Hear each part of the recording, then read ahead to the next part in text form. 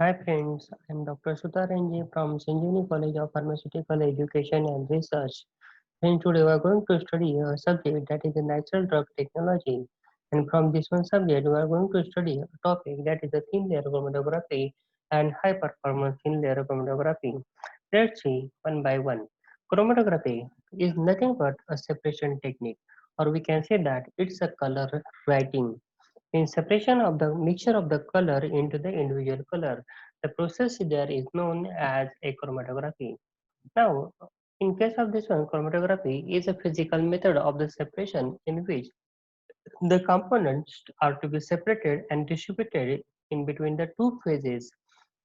In between the two phases, where one phase is there is a solid phase that is known as a stationary phase, where another one phase is a liquid phase that is known as a mobile phase is there, where the material which is to be used for this one is to be coated on a solid support, that is the stationary phase, and this solid material is having a adsorbent property.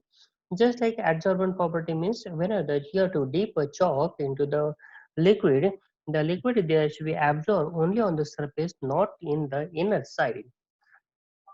Just like this one, absorption phenomenon is there that should be occur.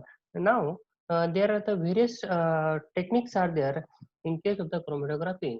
One is a column or absorption chromatography where the tertiary phase is a solid and another one is mobile phase is a liquid. Partition chromatography where the liquid-liquid separation is there is to be carried out. Means in this case, one phase is stationary phase is a liquid, whereas the mobile phase is also liquid.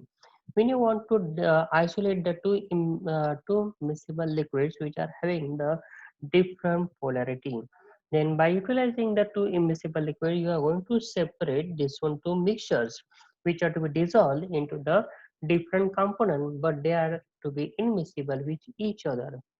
Means the mixtures you have to take. For example, you are going to take a red ink and blue ink. Okay, the mixture is there should be given to you, and anyone asks you just to separate the mixture. Then the question is there how to separate this one. It's a very difficult task there, but by utilizing this one task, you can easily separate this one. Suppose the red color ink is goes to be dissolved in alcohol, whereas the blue color ink is there that is goes to be dissolved or solubilizes in water, and water and alcohols are the or glycerin, we can say that the alcohol and glycerin are there that is mixed up so that there is a separation it should be carried out. Or for example, one is the aqueous phase and then another one is a non-aqueous phase is there. You have to take and if you have to add a mixture in this one, then you can easily separate. The red coloring goes to be solubilized in case of the aqueous phase, blue color ink goes to be solubilized in case of the non-aqueous phase. When the separation is there is to be carried out, and both the phases are there that are to be separated from each other on the standing.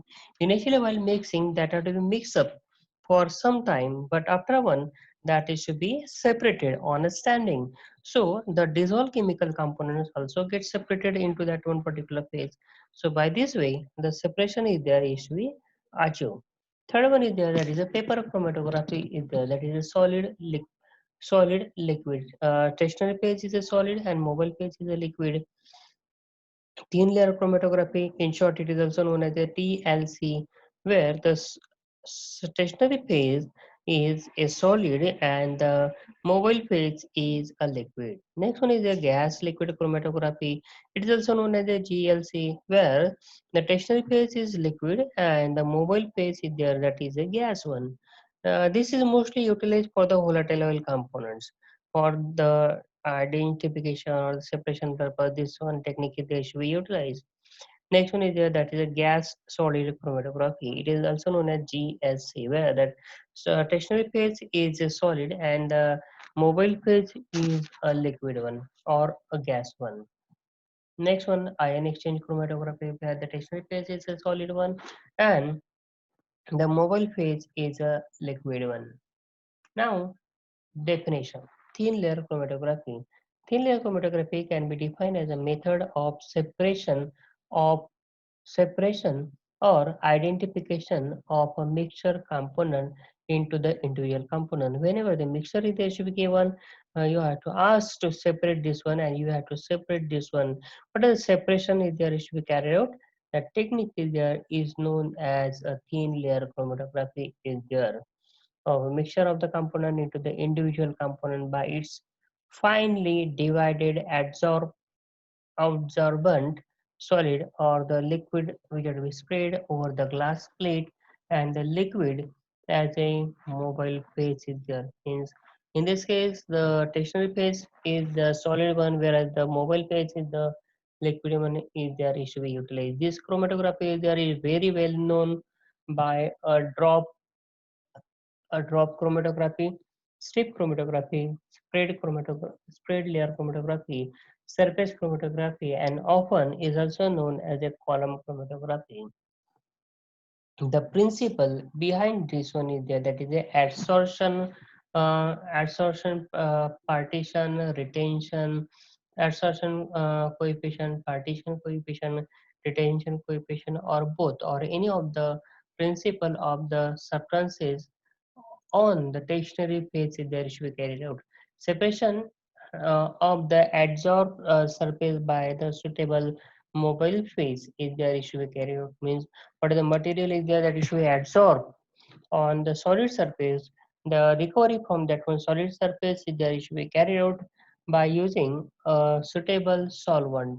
That is the recovery of the separated substance by a continuous flow of the mobile phase or the column. For example, any one color you want to separate, then by utilizing this one on a chalk, for example, two colors are there that are to be separated, red color and the blue color. Now on the chalk the two different pages are there that are to be separated. Then for the isolation purpose you have to cut that chalk from the middle portion where the red colors as well as the blue colors are there that are separated. Somewhere the mixtures are there that you have to be left, but remainder is there that is you have to be dissolved in a particular solvent where the elute or the separated color is goes to be dissolved.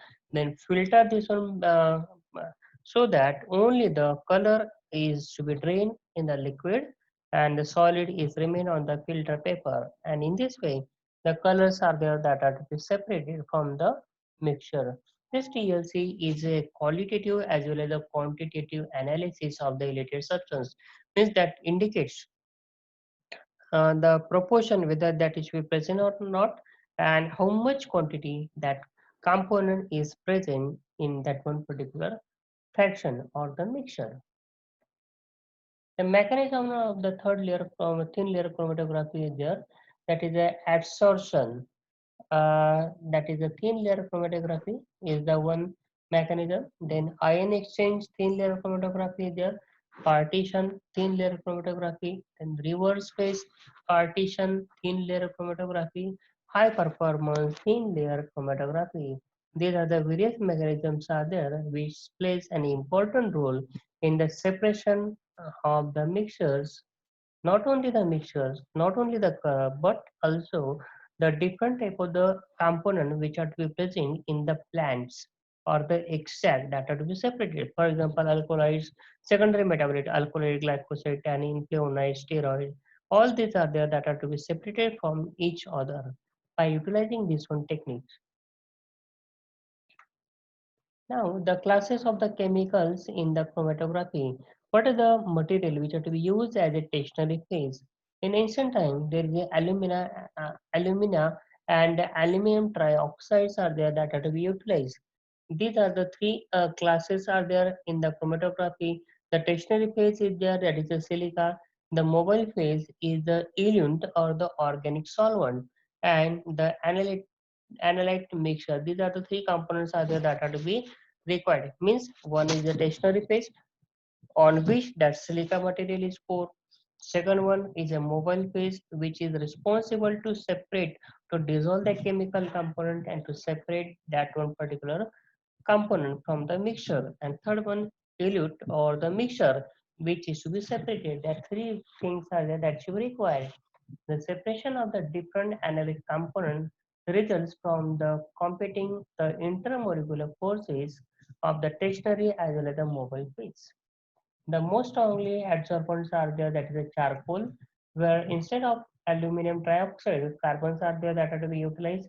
Then adsorbent, that is a fluorosil, where the aluminum trioxide is the magnesium oxide in silicon dioxide in another form is utilized. Nowadays, latest the strong absorbent which are to be used is a silica gel, and silicon dioxides are there that are to be utilized for this one particular phase. Now, silica as a stationary phase. This is the structure there is to be mentioned here, that is a silica tetrahedral silicon atoms are there that will form a bridge together bent to the oxygen atom, where the oxygen atom is there is to be present in between them.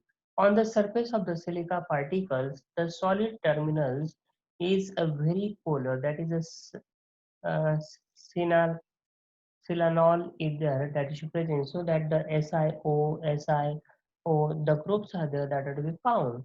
The silica is a stationary phase because it remains adhered to the glass. On the slides of the glass, the silica is remain adhered and does not move during the chromatography process. Only the liquid material is moved through this one particular silica, and the silica it absorbs, it acting as an absorber, so it try to absorb that one particular material so that the separation is there is to be achieved. Depends on the affinity of this one particular silica to that one particular mixture, the separation is carried out. Now the mobile phase, the least eluting power, that is the alumina as well as the adsorbents are there. The eluting solvent should also show a maximum of the selectivity in its ability to dissolve. The mobile phase is there is to be selected in a such a way that the component or the mixture which you want to separate, that must be dissolved in that one particular solvent, so that the separation is there is also achieved. Our main intention is there that to achieve the separation of this one, so that one phase is there that is a polar phase, another one phase is there that is to be taken as a non-polar phase, and somewhere the mixtures or some of the uh, alkali there should be added for the better separation of this one. A more important property of the solvent in its ability to be itself adsorbed on the adsorbent. A number of the common solvent in an approximate order of increasing the adsorbability, and hence in order to increasing the eluting power. The mixture of the solvent can be used, and since increasing the eluting power results it from 0.5 to 2% by volume. The solvents to be used in a chromatography should be quite dry. The least eluting power alumina adsorbents are there, such as your petroleum ether that should be taken, and hexane, pentanes are there that are to be taken, then cyclohexanes are there, is taken, then carbon tetrachloride, benzene, dichloromethane, chloroform, ether, ethyl acetate, anhydrous. Likewise, the solvents are there that are to be taken. The acetone, anhydrous, then ethanol or methanol, water, pyridine are taken. The greatest eluting power of alumina as the adsorbent, as organic acids are there that are to be taken in case of this one. The absorbability of the organic compounds are there, absorbability of the organic compounds by the functional.